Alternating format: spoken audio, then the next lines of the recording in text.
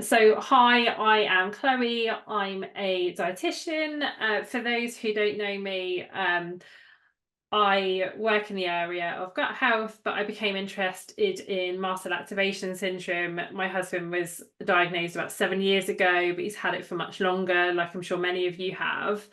And it's an area I'm so passionate about because I think it's a really hard area to get the right support that you need.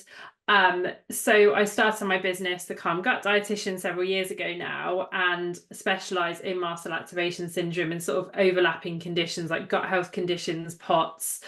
And there's my website and my email or my Instagram if anyone wants to get in touch. And I just want to say a huge thanks to Sam, who's a student dietitian who wants to work in this area, who really helped me out with these slides, because I also still work in the NHS and I have a small son, so time is a little bit short sometimes.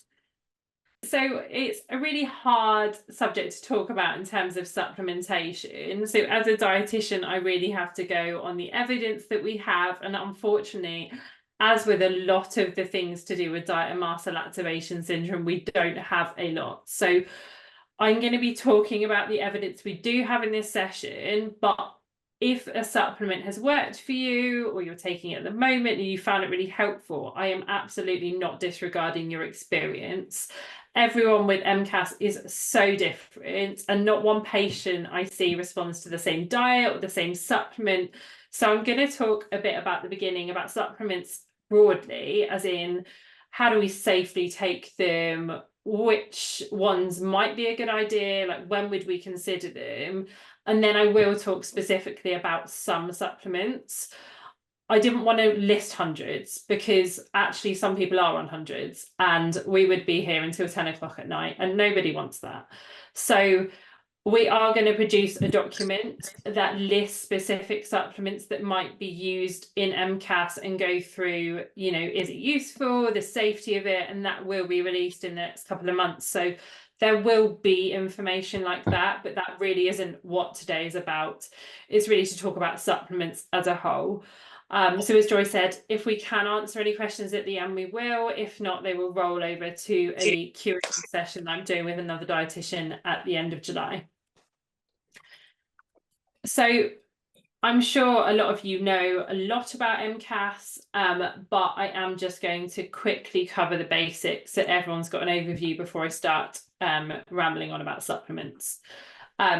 So Mast Cell Activation Syndrome, your body is basically on high alert all of the time. So our mast cells should usually respond to harmful things like infections and allergens and produce lots of chemicals that affect our whole body. But what happens in Mast Cell Activation Syndrome, they're producing those chemicals to supposed harmless triggers and can be activated a lot of the time, so cause whole body symptoms.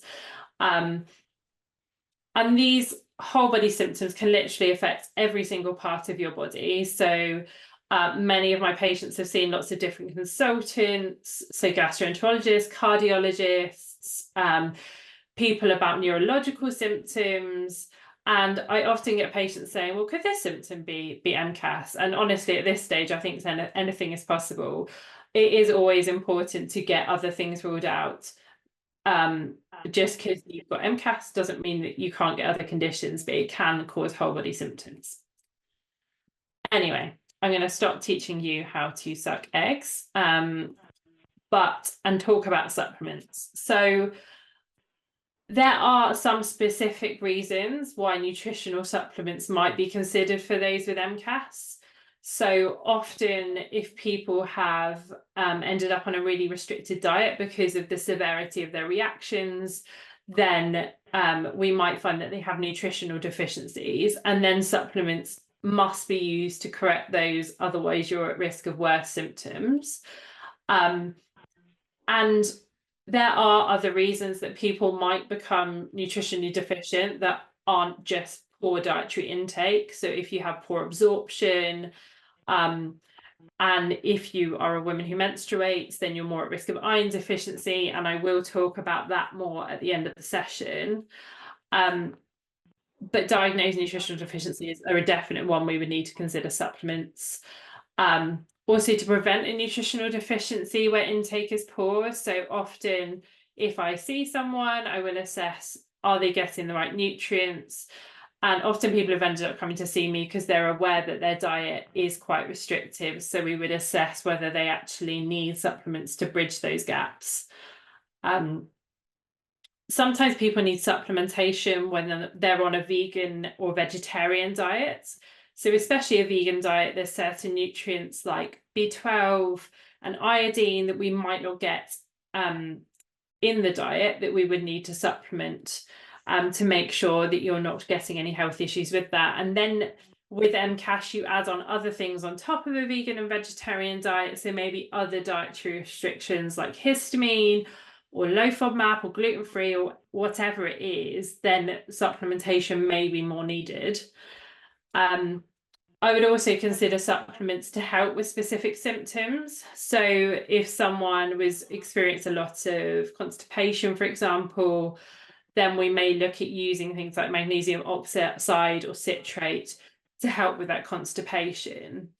But I think the main reason that people take them before perhaps seeing me is the idea that they might help stabilize those mast cells, and that it is kind of a non-medication approach or an addition to their medication to really help stabilize those mast cells.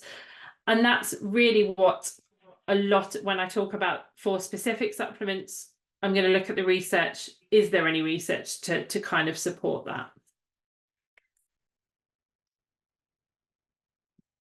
I put this slide in not to scare anyone, but I think a lot of us think that supplements are really safe and that we can take them freely. And actually, I think we should treat them as carefully as we would treat medications, especially in MCAS. This wasn't an MCAS patient, but actually this patient had a fatal vitamin D overdose, so potentially took too much and his blood levels were far too high, and unfortunately he died. So I mean, this is a rare case, but it is possible to have too much of a supplement. And you know, I've had friends say, oh, you know, I'm just taking about 5 vitamin D, it's not going to do me any harm. Well, actually, too much can do you harm, and it's really, really important to be careful with supplements to take the right amount. And I will talk about safe dosages, and any document that we produce will talk about how much is too much, because it's really, really important that we do be careful to take the right amount. So when I'm thinking about supplements, there are some things that you might want to consider. So could you get that nutrient through food? So certain nutrients that people may take for MCAS, like quercetin, luteolin, vitamin C, vitamin D, kind of. I'll talk about that in more detail. You can get through food, and actually often if you take a supplement, it is just that vitamin alone. Whereas if you take that that nutrient through food, actually you're getting all the other health benefits of that food. Sometimes you have to take a supplement to bridge that gap, because especially with MCAS, you can react to all sorts of foods. But also you can react to supplements. So if you were debating whether you had space and time to reintroduce stuff, I would always try and encourage people to reintroduce food first if you're on a restricted diet than the supplement, unless there is a deficiency, because food is so important. Like, actually we do have some evidence that fiber can help stabilize mast cells, that something called prebiotics, which feed your good bacteria in your gut, that can help your immune system. So actually food is so much more helpful than supplements. And actually, the more restrictive that someone's diet gets, the more ill with MCAS often people become. And that is from what I see clinically, rather than any great studies. The other thing I would consider, is it likely to do more harm than good? So are you taking too much? Have you had reactions to supplements in the past? Is it good quality? And are you taking the right and the safe dose? And if you are introducing supplements and have been recommended, by a health professional or are really keen to start a specific supplement, then I would start one at a time to monitor any reactions or any benefits. So you may have benefits and that's great. If you started 5 at one time, you may also be spending money on 5 supplements that might not be doing anything, and actually they're really expensive.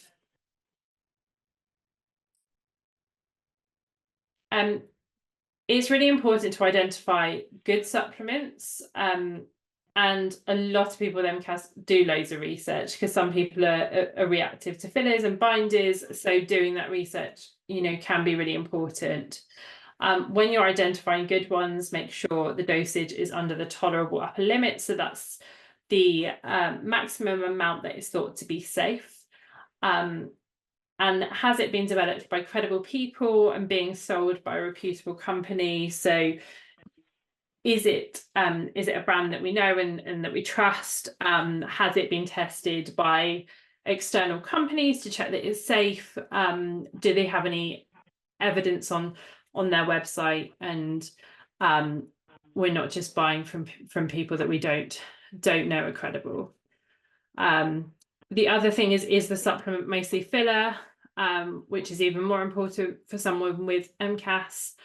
And also, is the form of the supplement most effective for what you want it to do? So you can take a supplement, but if none of it is really being absorbed and used by the body, then you're spending money on something that's doing nothing.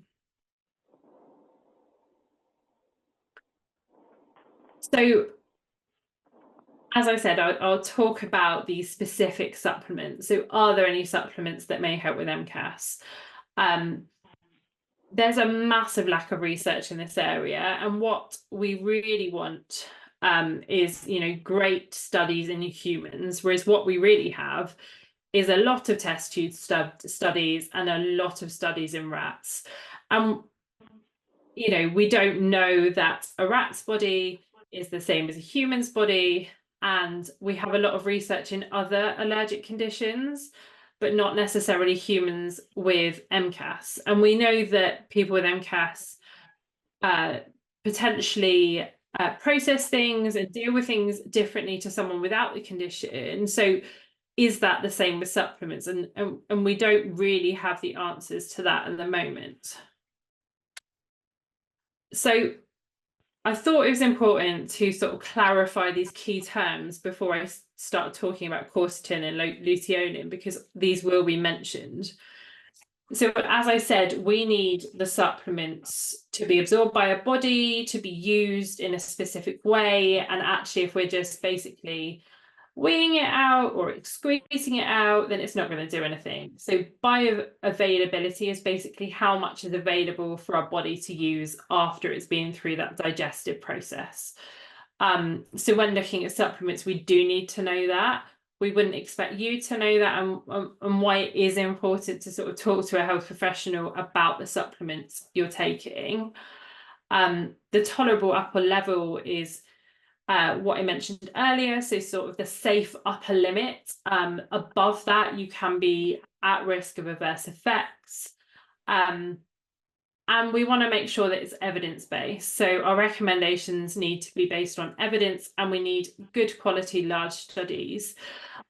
What we really want, and I'm not sure if, no, I haven't done a slide on that, but what we really want is what we call a double-blind randomized control trial. So we want large studies with lots of people where someone's giving the supplements and the other person is given what we call a placebo. So it looks the same as the actual supplement, but it doesn't contain the active supplement. And that kind of proves it works. Whereas if we are just giving everyone the supplements and people are aware of what they're taking, there is going to be some element of a placebo effect. So people thinking it's going to work, so it does. And we are really lacking those good quality studies at the moment. Saying that, I think we have to balance out, because we don't have those studies, we if someone wants to take them, the main thing I'd be looking at as a dietitian, if someone's really, really keen to try it, is it safe? The last thing we would want to do is cause any harm. So if someone wants to try it, as long as it's got a good level of safety, then, you know, I think we can support people with that. But we just really need to be really careful with that. And I think if anyone tells you to go on, you know, hundreds and hundreds of supplements without the right qualifications, then we need to be quite careful about it. So talking about quercetin, so this is a naturally occurring compound found in fruits and vegetables, and it's found in lots of different things, so onions, garlic, and it may act as an antioxidant. So basically what that does, it protects our cells from things called free radicals, which can sometimes be harmful long term and cause health issues. It may also help to prevent that buildup of plaque in our arteries, and which can contribute to heart disease, and also have anti-carcinogenic, so anti-cancer properties. And by that, it doesn't mean it's going to cure cancer, but it may help to reduce any cancer-producing effects. And its bioavailability, so how much is absorbed in a supplement, is generally low, and it can vary person to person as well. So no one person will absorb it exactly the same. So basically the mechanism of how quercetin may work is it may help to inhibit the release of pro-inflammatory cytokine tryptase and histamine. So all these chemicals that are kind of being overproduced by your mast cells. However, any studies that have looked at like mechanisms of action are actually either test tube or rat studies. So we don't really know, are the doses big enough to do that in humans? Yeah, it's quite a difficult thing to sort of translate.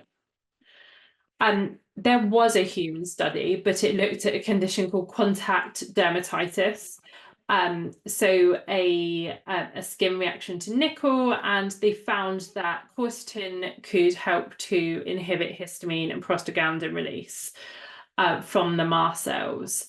But can we compare contact dermatitis with mast cell activation syndrome?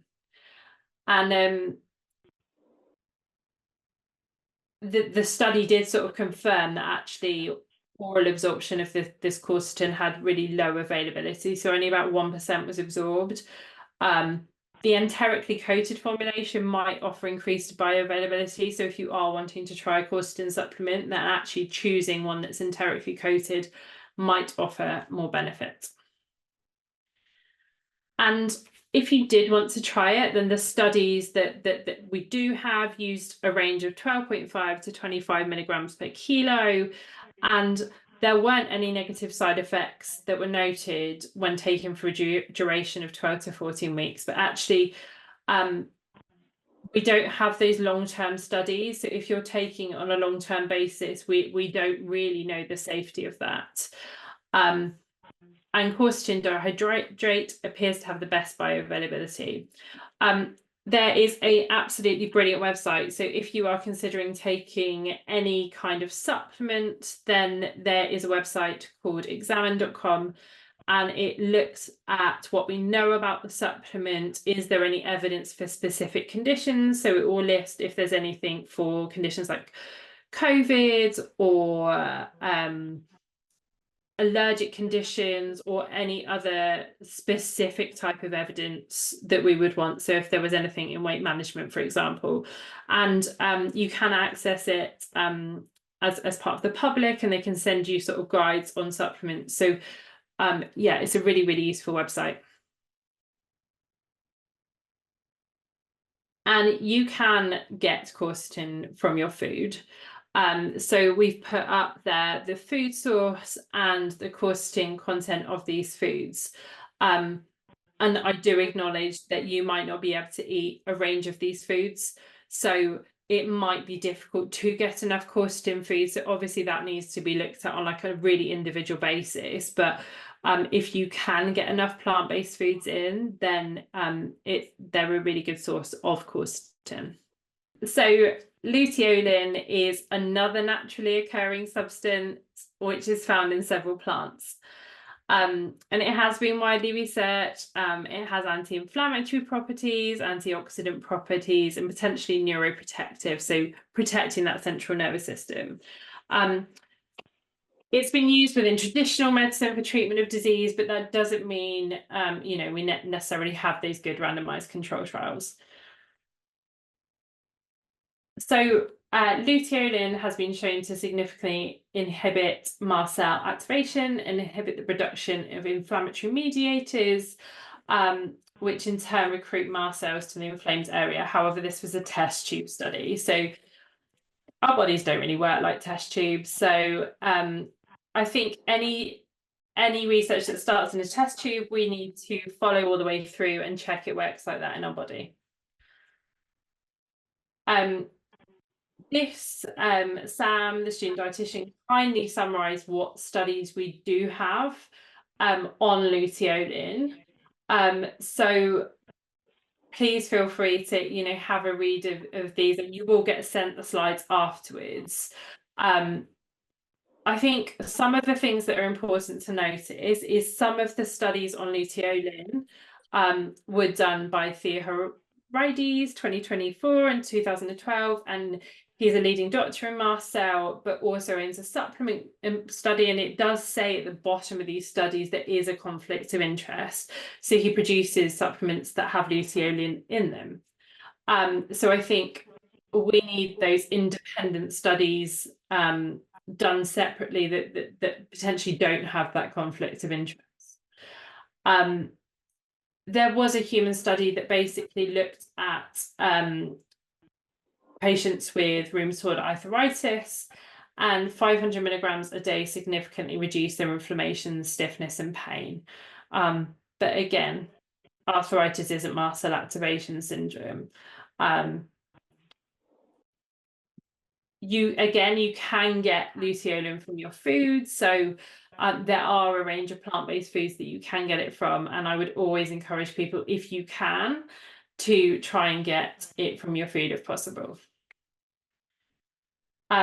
If you do want to try it, then again, like quercetin, it has low oral bioavailability, but there are certain forms that can improve how well it's absorbed. So as a microemulsion or enterically coated capsules.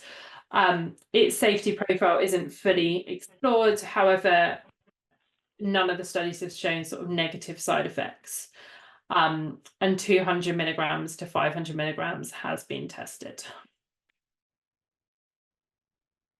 So vitamin D, something I'm way more comfortable talking about, because actually we do have the studies that show it is safe in certain doses, and we would encourage people who take it, especially during the winter and autumn months. So it is a fat soluble nutrient, and it is essential to our bodies, and it is involved in immune function and bone health. And actually, if your diet is restricted in things like calcium, and you're not able to go outside as much as you would like to because of the effects of the condition, then vitamin D is even more important in terms of protecting your bone health and preventing other issues. Actually, the sun is our body's main source of vitamin D, and we produce it in the summer months, so between March and October, by getting out in the sun for 20 minutes a day with some of our skin exposed. Now, some people with MCAS are really sensitive to sunlight and to heat, and are maybe not able to get out in the sunshine. So actually, if that is you, then vitamin D supplementation is really important. And also other things that might make you need to take a vitamin D supplement even in the summer months are things like, if you have darker skin, if you're over the age of 65, you might not make it as well as you would. have done in the past. So actually there are certain times you might need to think about taking vitamin D all year round. We do know from some studies that actually if you're vitamin D deficient, that is going to affect how your mast cells work. So if you do think you are potentially at risk of vitamin D deficiency, then the GP can check your vitamin D levels, and making sure that's corrected is really, really important. And the way it works is it can so mast cells are automatically activated when you are vitamin D deficient. So actually what we're aiming for is that adequate vitamin D status. As I said at the beginning, too much is bad, too little is bad. You want to be in the middle. So it was really important to take the right amount. And there is evidence in allergic rhinitis, again, not MCAS, but actually when used alongside antihistamines, they showed more improvement in the symptoms. The top tips that are really important for optimal absorption, so ensure your supplement contains D3 and not D2, so D3 is the active form. You could take with a fat-containing food, as vitamin D is a fat-soluble vitamin, and ensure the capsule is enterically coated. Can I get vitamin D from my diet? It's very, very difficult to get enough vitamin D through diet, especially if you might be on a restricted diet anyway. So the best way of getting it is sunlight on your skin if you can between March and October daily, or if you can't, then take a vitamin D supplement. And how much should you have? So if you have a deficiency, then take the amount that your doctor has prescribed for you, and they will often suggest a dosage for long-term vitamin D maintenance, even when that supplement has finished. The government advises all adults to take 10 micrograms of vitamin a day during autumn and winter, or throughout the year if you're at risk. So some of the things I talked about. And we absolutely shouldn't be taking more than 4,000 international units per day or 100 micrograms a day unless specifically advised by a healthcare professional.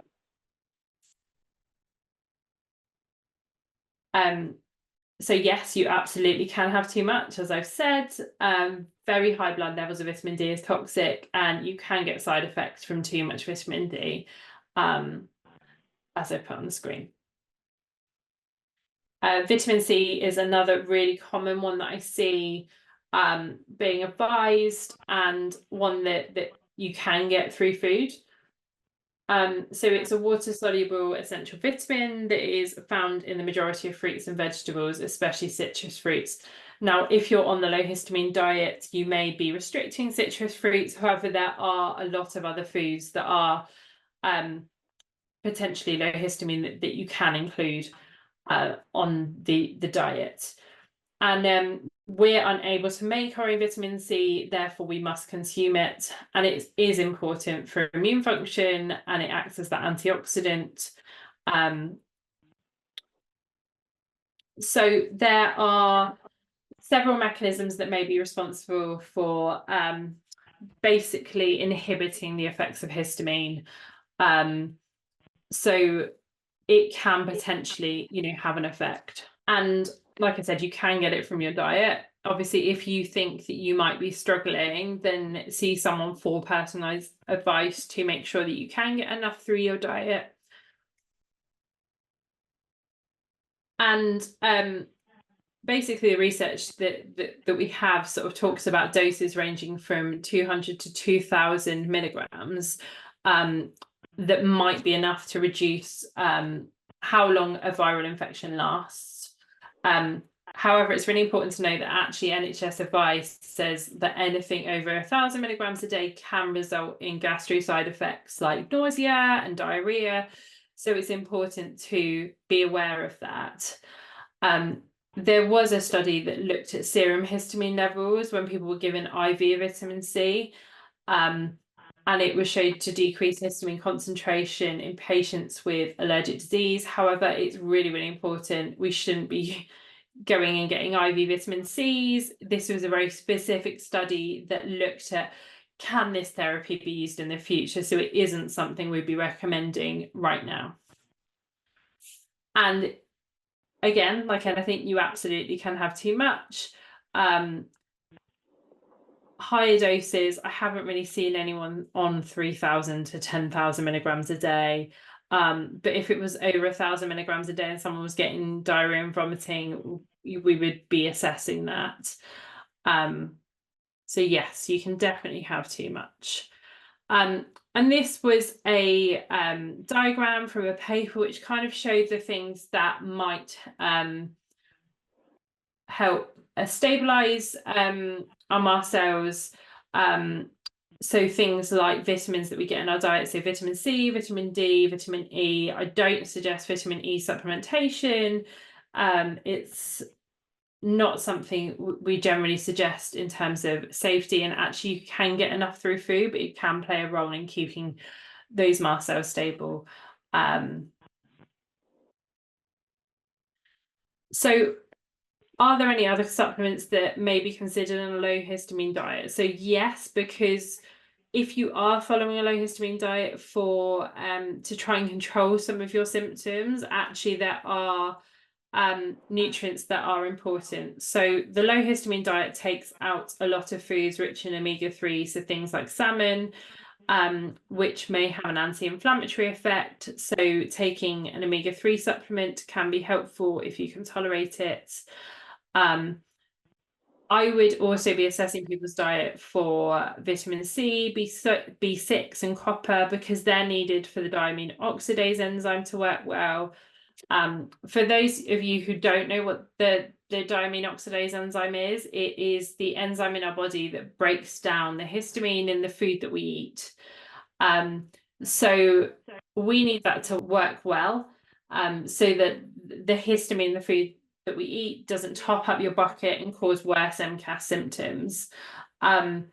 So food first is always best if possible, but if you weren't able to get all the nutrients that you need, then it's worth talking to a health professional about whether you need supplementation of these things. And the diamine oxidase enzyme is a supplement that a lot of people consider taking. So the studies that we have on taking this enzyme are in histamine intolerance. So it doesn't include people in the studies that have MCAS specifically. But as well as overproducing histamine, some people with MCAS may also have issues with the functioning of this enzyme. So it can work for some people, it seems, but not others. If you were going to try it, the way I often suggest doing it is actually in that reintroduction process of the low histamine diet. So the way I often suggest doing it is 2 to 4 weeks of the low histamine diet, and then gradually trying to increase how much of the foods you can have. So if you reacted to tomatoes, for example, then I might suggest trying the DOA enzyme with the tomatoes to see if there's any difference, if someone was keen to use it. So it's really important to sort of say as well, all the studies that we have are based on the DOA enzyme, based on pig kidney extract. There are ones available that are based on legumes, so sort of beans and pulses. We don't have any human studies yet that show those are effective. There is a test tube study that suggests it might be, but we need more research on that version. So for religious reasons or ethical reasons, sometimes taking the DAO supplement based on pig kidney extract isn't appropriate. I really wanted to talk about fatigue, because this is something that I see in so many MCAS patients and a lot of females with MCAS. I just wanted to say you don't have to just accept that this is an MCAS symptom. So if your diet is low in iron and you're a woman with menstrual cycles, or you're on medications such as proton pump inhibitors, then make sure that your GP checks your ferritin, so your iron stores. I've seen quite a few patients who actually, when we've checked it, do have quite low iron stores. actually, by correcting that, it can help with some of the fatigue for people who have low ferritin. Some people have been told their ferritin is normal and are still experiencing symptoms that may not be associated with MCAS, so things like hair falling out and feeling even more exhausted than normal.